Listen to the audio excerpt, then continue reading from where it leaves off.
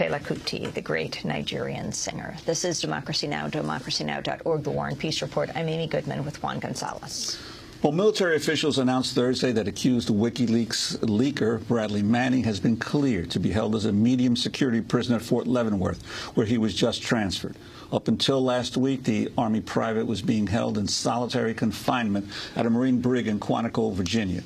His treatment at Quantico was condemned by Amnesty International and led to a probe by a torture expert at the United Nations. Our next guest, Glenn Greenwald, revealed in December Bradley Manning was being subjected to detention conditions likely to create long-term psychological injury. With an article called "The Inhumane Conditions of Bradley Manning's Detention," Greenwald helped spark the debate over Manning's treatment that eventually led him to be transferred out of Quantico. Glenn Greenwald's a constitutional lawyer, blogger at Salon.com. He's joining us here in New York. And you had a little help from, well, the former State Department spokesperson, P.J. Crowley. Right. I mean, he was clearly the tipping point for what brought the story into national and international prominence, because he's the one who forced the president to address the issue, and he ultimately was forced to resign. And once it reaches that level, it becomes not just a big scandal, but one that is at the top level of political controversy. Explain what he did. He was in a small group meeting with internet writers and social activists at MIT, about 15 to 20 people, most of them students. And he was there to talk about the State Department's promotion of internet freedom around the world. And one of the individuals who was there, an MIT student, had been reading lots about Manning and said, look, I think we need to address the elephant in the room, he called it, before we go on, which is the torture of Bradley Manning. And without batting an eye, P.J. Crowley said that treatment is stupid and it's irresponsible and counterproductive. And it was quite an extraordinary criticism for somebody in that position to make of government policy. Was his sense that would get out at all, or was he figuring this was going to be a private, off-the-record conversation? Yeah, you know, it's hard to say. I mean, one of the impressive things is that he has made no attempt to walk it back. He lost his job over it, and even given that, he seems perfectly intent on continuing to defend the position. So whether he intended at the time for it to get out is impossible to say. These gatherings tend to give a feeling of intimacy, even though they're on the record. And if he wanted to say it, there were lots of other better ways for him to do so, but clearly he's not remorseful. Talk about what Bradley Manning, what happened to Quantico and why he has been transferred. He was held at Quantico for 8 months. The entire time he was held in solitary confinement, 23 hours a day inside his cell, forbidden from exercising while inside his cell, a completely punitive and irrational restriction. The 1 hour a day that he had was to walk around by himself in a room shackled. And so this is the kind of isolation and psychological torment that has broken large numbers of people in permanent ways.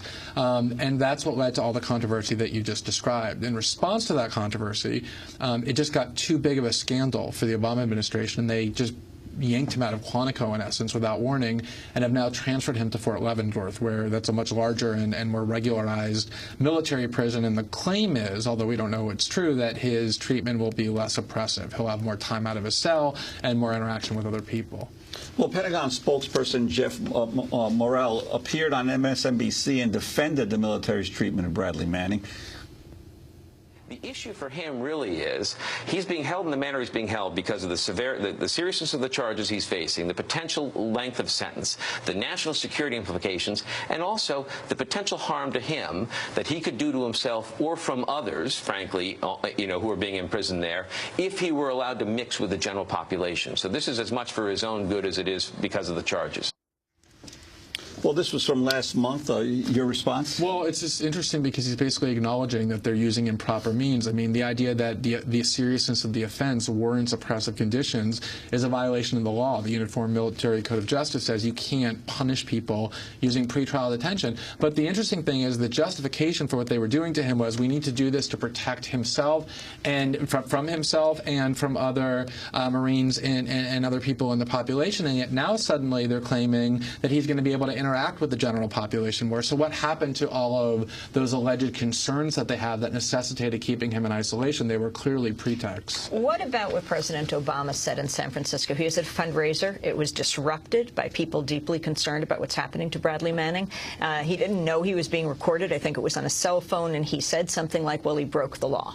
One of the cardinal rules of being a president is that you don't decree private citizens guilty of crimes before they've been adjudicated of having been convicted of a crime. And amazingly, even John Mitchell, the most corrupt attorney general in American history, knew that, because Richard Nixon once stood up in the middle of the Charles Manson trial, who everyone thought was guilty, while the jurors were sequestered, and said he's killed 8 people. And John Mitchell knew that was inappropriate, that you can't do that, and forced Nixon to retract it. Here, it's much worse for Obama to do that because Bradley Manning is a member of the military under his command. The people who will decide his guilt are inferior officers to Obama's commander-in-chief. It's an amazing amount of overt and improper influence on the military process. And Glenn, recent information about the continuing criminal investigation that's going on into the leaks. New subpoenas that seems to suggest some of the documents that the government is trying to ascertain to prove that Manning and Assange conspired even before he downloaded the material, In other words, that Assange wasn't just a passive recipient of the WikiLeaks documents, that he was actually conspiring to get them.